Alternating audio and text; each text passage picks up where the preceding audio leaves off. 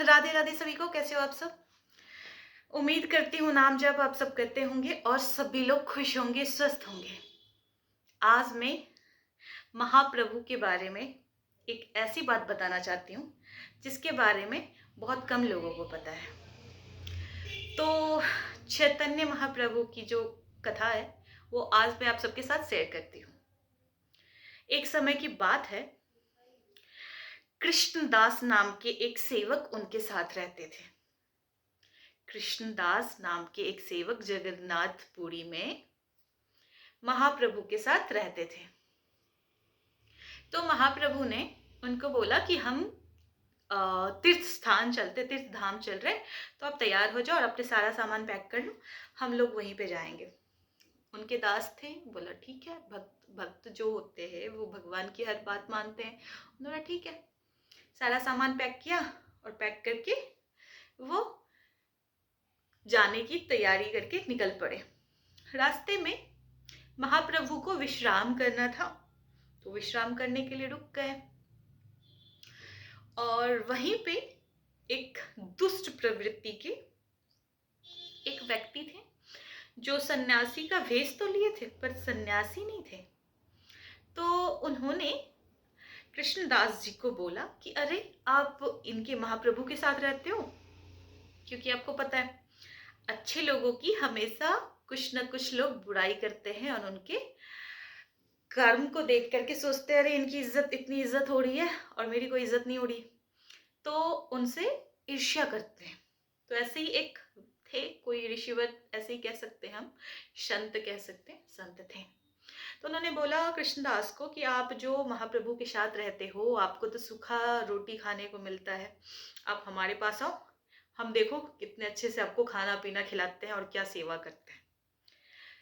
तो ऐसे कुछ लोग होते हैं जो बहक जाते हैं। तो कृष्णदास जी बहक गए और वो चले गए। जब उनकी जो महाप्रभु थे विश्राम करके जब उठे तो उन्होंने देखा कृष्णदास तो इधर है नहीं। तो फिर वो उनको ढूंढने के लिए निकल पड़े। उन्होंने देखा कि कुछ लोग उनके भक्त को बहला करके गलत मार्ग पे ले जा करके उनकी बुद्धि भ्रष्ट करने की कोशिश कर रहे थे।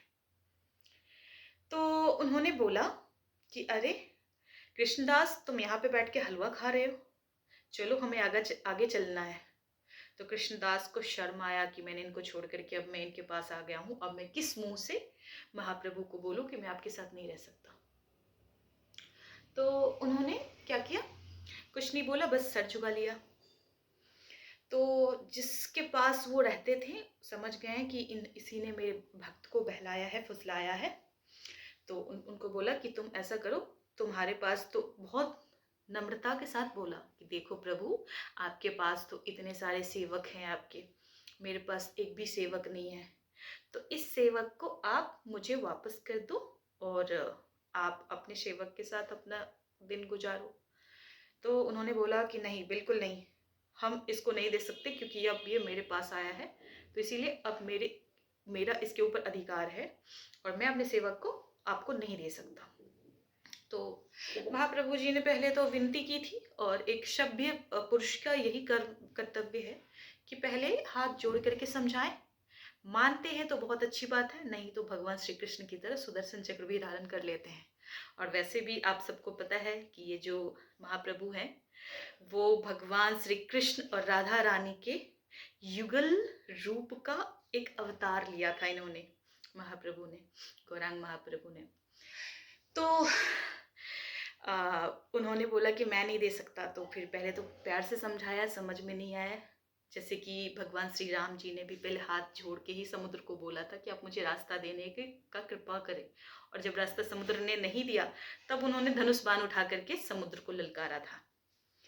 तो ऐसे ही उन्होंने पहले हाथ जोड़ा, समझ में नहीं आया उनको, तो उन्होंने क्या किया, बहुत क्रोध में आकर के बहुत क्रूर सब व्यवहार बना करके एक बार में चिल्लाया और जैसे ही बोला कि कृष्णदास जल्दी से इसको छोड़ो और अपने मार्ग की तरफ निकलो। और इतने क्रोध में भर गए थे महाप्रभु कि वहां के लोग डर के मारे थर थर कांपने लगे थे। किसी की हिम्मत नहीं थी कि महाप्रभु के खिलाफ जाए। कृष्णदास बहुत डर के मारे थर थर कांपने लगा और तुरंत आगे आगे कृष्णदास निकले और पीछे पीछे महाप्रभु उसको लेके गए। ये होता है, अगर भक्त किस गलत रास्ते पे जाए ना तो भगवान उसको डांट के और चपेट मार करके और उसको सजा दे करके भी अपने रास्ते पे ले जाते हैं। तो वही चीज महाप्रभु ने इनके साथ भी किया। फिर ले जा करके जा रहे थे तो जाते जाते एक गांव मिला। उस गांव के लोगों ने बोला, महाप्रभु आप जिस मार्ग से जा रहे हो ना उस मार्ग में जंगल है और जंगल में एक बहुत खूंखार डाकू है जिसका नाम है नूरा। नूरा डाकू जो था, नूरा सिंह डाकू बहुत खतरनाक था। कितने लोगों का खून किया था उसने, कितने लोगों को लूटा था, कितने लोगों के सुहाग को मिटा दिया था, कितने लोगों के बच्चों को मारा था, उसकी कोई गिनती ही नहीं थी। तो गांव के लोगों ने महाप्रभु जी से बोला कि आप उस मार्ग से मत जाओ, नहीं तो वो नूरा डाकू आपको भी मार देगा और अगर हम सब आपको खो दिए तो हमें बहुत कष्ट होगा, क्योंकि आप साक्षात भगवान नारायण के अवतार हो। तो जब पता भी है कि नारायण के अवतार हो फिर भी डर लग रहा है खोने से तो उन्होंने बोला कोई बात नहीं, जब मरना ही है, अगर परमात्मा का यही इच्छा होगा कि मैं नूरा के हाथों ही मरूं तो कोई बात नहीं, मरना तो आई हर किसी को आज में कल।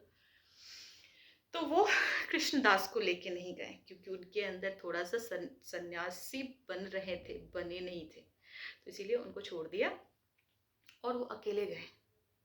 अकेले जाकर के जैसे ही गए तो एक बहुत विशाल सा बरगद का पेड़ था, उस पेड़ के नीचे बैठ के हरे कृष्ण कृष्ण कृष्ण हरे हरे, हरे राम राम राम हरे हरे, इस महामंत्र का उच्चारण करने लगे।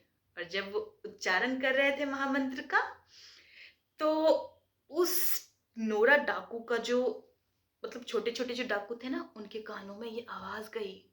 सभी लोग गए नोरा के पास, कहते हैं कि सरदार एक तपस्वी है जो किसी नाम का उच्चारण कर रहा है और बैठ करके खूब रो रहा है, उसकी आंखों से आंसू आ रही है और ऐसी आवाज आ रही है कि पूरे जंगल को एक आनंद सा महसूस हो रहा है। तो उन्होंने सोचा कि किसकी इतनी हिम्मत हो गई कि मेरे जंगल में आकर के कोई मतलब तपस्वी तपस्या कर रहा है, इसको अपनी जान प्यारी नहीं है क्या। वो क्या किया, पूरा का पूरा जो जितना भी टीम मेंबर्स थे उस डाकू के सबको लेके गया और लेके जाने के बाद उसने जैसे ही महाप्रभु की रूप को देखा, oh my God can't say क्या हुआ। तो भगवान महाप्रभु का जैसे ही देखा रूप इतना प्यारा कि उस रूप को देख करके खड़ा का खड़ा रह गया, हिलडुल भी करने की उसमें सामर्थ्य नहीं रही। तो फिर उसके बाद महाप्रभु ने जैसे महसूस किया कि कोई आकर के मेरे सामने, क्योंकि वो तो भगवान थे ना, तो वो आंख बंद करते ही देखा कि मतलब सामने में कुछ लोग आके खड़े हुए हैं, तो वही डाकू होगा, आज इसका उद्धार करने का समय आया है। नेत्र खोली, जैसे ही नेत्र खोली वैसे ही वो नोरा डाकू लाखों डाकुओं के सरदार बस खड़ा होते ही घुटने के बल गिर पड़ा। घुटने के बल उनके महाप्रभु के नेत्र खोलने से ही, कुछ बोला ही नहीं महाप्रभु ने, बस नेत्र खोला और उस नेत्र की जो छवि देखी कि बस वो खूंखार डाकू अपने घुटने के बल गिर पड़ा और जैसे ही सरदार गिरा वैसे ही सारे के सारे डाकू वैसे ही घुटने के बल गिर पड़े। और जब वो घुटने के बल गिरे तब क्या हुआ, महाप्रभु को वो दंडवत प्रणाम किया, बोला आप कौन हैं, कहाँ से आए हो, आपकी इस रूप की छवि को देख के मेरा रोम रोम खड़ा हो रहा है, एक अद्भुत सी अद्भुत सी मतलब खुशी हो रही है मेरे को, जैसा आज तक मैंने जिंदगी में कभी महसूस नहीं किया। और आप जो नाम का जाप कर रहे हो, मुझे नहीं पता इस नाम का अर्थ क्या है, परंतु ये नाम मुझे अति प्रिय लग रहा है, क्या आप मुझे ये नाम सिखाओगे, मुझे जाप करना सिखाओगे। तो उन्होंने बोला आपका कार्य तो खुद कत्ल करना, खून करना ये सब था, तो फिर आप नाम जप नहीं कर सकते हो।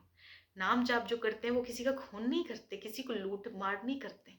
तो उन्होंने बोला, मैं आपके चरणों की सौगंध लेके कहता हूँ कि आज के बाद मैं किसी को नहीं मारूंगा, किसी को भी नहीं मारूंगा।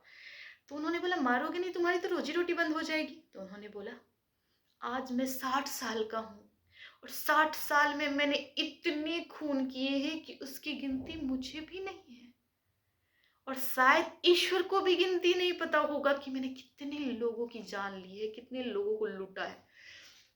और मुझे वो आनंद कभी नहीं मिला जो आनंद मैं आपका रूप दर्शन करके पा रहा हूँ। तो इसीलिए आज के बाद मैं ऐसा कुछ नहीं करूँगा, और आप जैसा जैसा बोलोगे मैं वैसा ही करूँगा। आप मुझे अपने शरण में ले लो। और जितना भी धन संपत्ति लूटा हुआ था ना, वो कहते हैं कि आप मेरे घर पे चलो, वहाँ पे आप भोजन पाओ। तो उन्होंने बोला, देखो मैं सरदार, मैं तो एक तपस्वी हूँ, मैं किसी के घर जाके भोजन नहीं कर सकता। तो उन्होंने बोला कि लेकिन मुझे इच्छा है कि मैं आपको कुछ पवाऊं। तो बोला, ठीक है, जंगलों में से कुछ फल तोड़ के ले आओ, प्रेम से दोगे मैं वो पालूंगा। तो उन्होंने अपने बाकी डाकुओं से बोला कि आप लेके आओ, महाप्रभु जी के लिए फल लेके आओ। प्रेम था इसलिए डाकू के हाथों से भी उन्होंने ग्रहण कर लिया। फिर उन्होंने क्या किया, अपने घर गए, डाकू का जो वो सरदार का जो मतलब बनाया हुआ कुटिया था वहां गए, और वहां से उन्होंने ढेर सारे सोना जवाहरात जितना भी जीवन भर की जो भी पूंजी थी सब इकट्ठा करके महाप्रभु के चरणों में रख दिया। बोला, आज से ये आपका है। बोला, क्या कर रहे हो, ये पाप की चीजें मुझे दे रहे हो, मैं एक साधु महात्मा हूँ। मैं तो कहता हूँ ये जंगल में फेंको, ये सबसे बड़ा कष्ट देने वाला चीज है। किसी को रुला के, किसी के आंसू को, किसी के खून से सना हुआ ये पाप नहीं, इसको फेंको, इसको जंगल में ही फेंको। सारा धन संपत्ति ऐसे ही उन्होंने साइड कर दिया। फिर उन्होंने बोला कि प्रभु, आज से मैं आपका हूँ, आपका दास बन के रहूंगा, आप मुझे अपने साथ लेके चलो।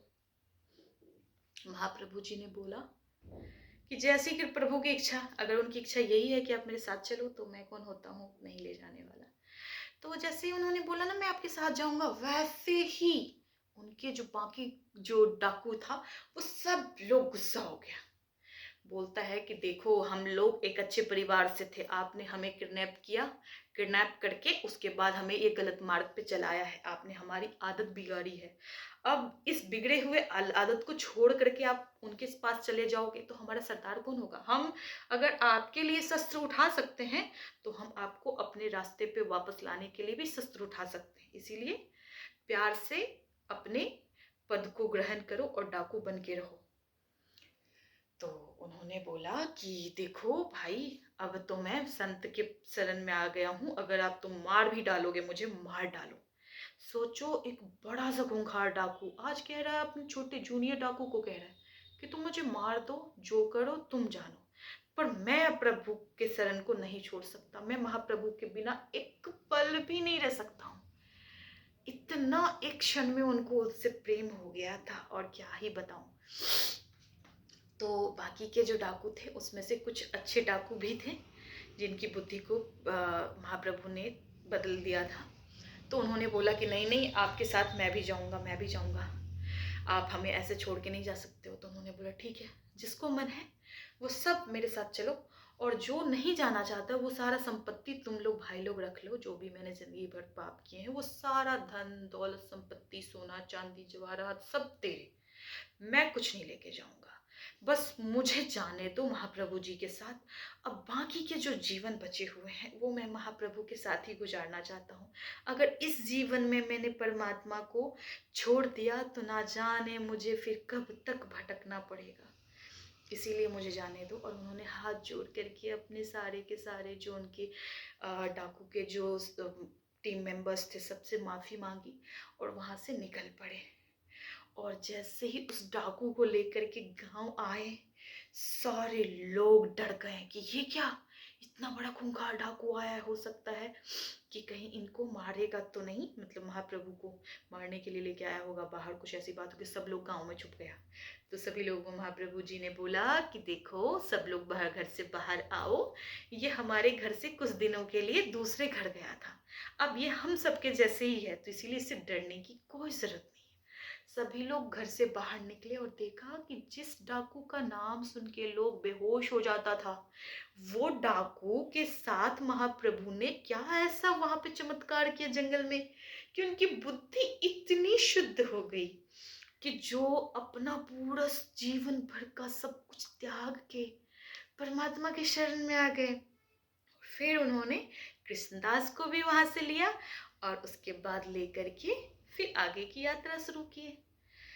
बेसिकली देखा जाए तो हम ऐसे कह सकते हैं, अगर हमें माता पिता कहते हैं कि चलो मंदिर पूजा करेंगे या दर्शन करेंगे, और उस समय बालक क्या करता है, तो वहां से किसी दुकान में खाने के लिए पीने के लिए निकल पड़ता है। तो वहां से माँ क्या करती है, जबरदस्ती डांट के पकड़ के गुस्सा करके उसको लेके आती है, तो उसको वापस मंदिर तक पहुंचाती है।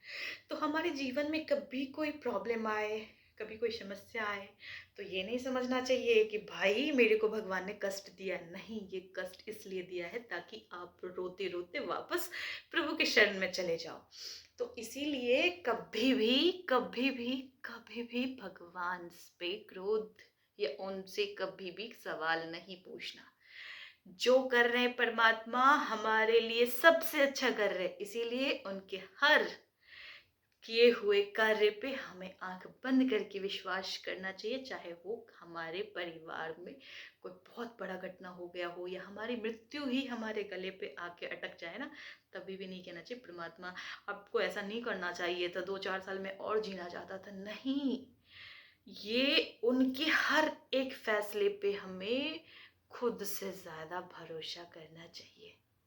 इसीलिए जो होता है अच्छे के लिए होता है। जिस प्रकार महाप्रभु जी ने कृष्णदास को भटकते हुए मार्ग से वापस अपने रास्ते पे लेके आए, परमात्मा से मिलवाया, मुक्ति दिलाया, वैसे उन्होंने नोरा डाकू को भी दिलाया था। और आप लोगों ने और भी बहुत सारे महाप्रभु की कथा सुने होंगे, उसमें से ये कथा मुझे बहुत अच्छा लगा। देखो, नॉर्मल लोगों की बुद्धि को थोड़ा सा बदलना आसान होता है, परंतु जो व्यक्ति जीवन भर पाप ही गया हो, उसके जीवन को बदलना वाकई बहुत बड़ा मतलब एक कह सकते टास्क। लेकिन हमारे महाप्रभु ने कुछ आदेश ही नहीं दिया, कुछ उपदेश नोरा डाकू को नहीं दिया। उन्होंने सिर्फ जा करके वहां पे अश्रु का धार बह रहा है, हरे कृष्ण कृष्ण कृष्ण हरे हरे, हरे राम राम राम हरे हरे, इस नाम का महामंत्र का जाप कर रहे थे। और इस महामंत्र को सुनने से और महाप्रभु जी का दर्शन करने से नोरा डाकू के अंदर ऐसा बदलाव आया कि पूरे जीवन उन्होंने जो बचा हुआ वक्त था महाप्रभु जी की सेवा की, और सेवा करते करते मुक्ति को प्राप्त हुए। तो संतों के साथ रहने से भी मुक्ति मिलती है, हालांकि वो संत नहीं हम कह सकते। महाप्रभु को कोई आज तक संत कह ही नहीं सकता, क्योंकि वो साक्षात परमात्मा श्री कृष्ण और राधा रानी के अवतार थे। और उनकी एक से एक ऐसी ऐसी कथाएं हैं कि सुन सुन के आप सब हैरान हो जाओगे। तो आज का कथा बस इतना ही बोलूंगी। आगे की एक और कथा के साथ एक और नए शुरुआत करूंगी मैं आप सबके साथ। तब तक आप लोग अपना ख्याल रखना, नाम जप हमेशा करना, और परमात्मा को किसी भी चीज के लिए कभी कंप्लेन मत करना। कंप्लेन कभी भी नहीं करना, क्योंकि हमारी लाइफ में जो भी प्रॉब्लम्स या फिर हैप्पीनेस आती है वो हमारे कर्म की वजह से आती है। तो इसीलिए खुश रहो, राधे राधे करो, और हमेशा महाप्रभु के चरणों में भी प्रणाम करते रहो। और महाप्रभु के बहुत सारे नाम हैं, हर एक नाम का एक अलग अलग अर्थ है। निमाई भी महाप्रभु का नाम है, गौरांग महाप्रभु भी चैतन्य महाप्रभु का नाम है, चैतन्य महाप्रभु भी है। तो उनके बहुत सारे नाम है और इस नाम के पीछे बहुत अच्छा अच्छा स्टोरी है। तो हर टाइम एक नए नए कथा के साथ और एक नई नई बातों के साथ मैं आप सबके पास आऊँगी। तब तक आप लोग अपना ख्याल रखना। राधे राधे, जय श्री राधा कृष्ण, हरे कृष्ण कृष्ण कृष्ण हरे हरे, हरे राम राम राम हरे हरे। जय जय श्री राधे श्याम, हरे कृष्ण, हरि बोल हरि बोल हरि बोल, राधे श्याम, श्री राधे श्री राधे श्री राधे श्री राधे श्री राधे।